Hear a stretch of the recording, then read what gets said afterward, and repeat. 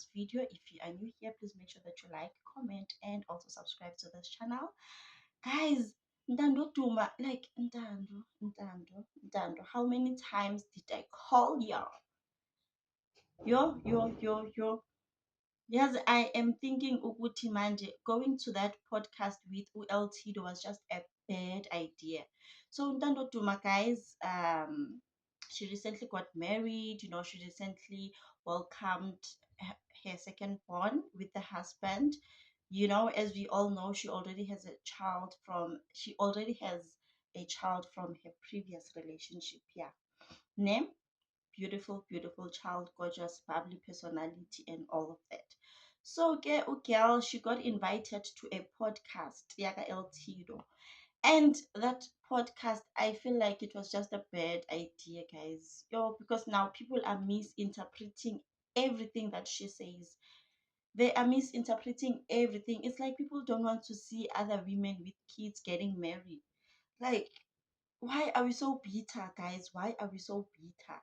Batong. And these people that are saying these comments, it's people that were raised by single mothers. But Njai Sana, they are just against everything.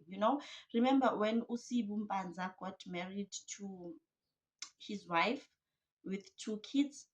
He was bashed, guys. On Twitter, he was bashed, and the people are saying, "You don't have a kid. How can you marry someone with two kids? How can you do that to yourself?" Hey, wara. They were bashing him for doing that. And then now Ntando Duma gets married, and then she goes to the podcast, Yaga LT. I don't know if maybe it was a mistake in Mhlambe, or maybe she spoke unintentionally, but she was there saying, Gutiana, she doesn't want a man with a kid. If the guy had a kid, they wouldn't have been married. So now people are saying, Gutia, Ntando Duma has double standards. She already has a kid. Why she doesn't want someone with a kid? Why is she saying that? Why is she ridiculing her husband on a public platform? Like, how can she do that?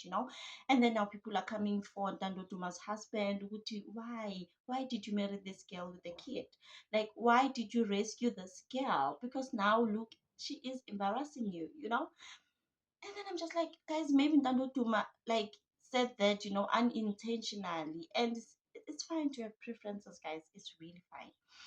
There are men with kids who don't want women with kids, and we are fine with that. Like, it's just a matter of preference.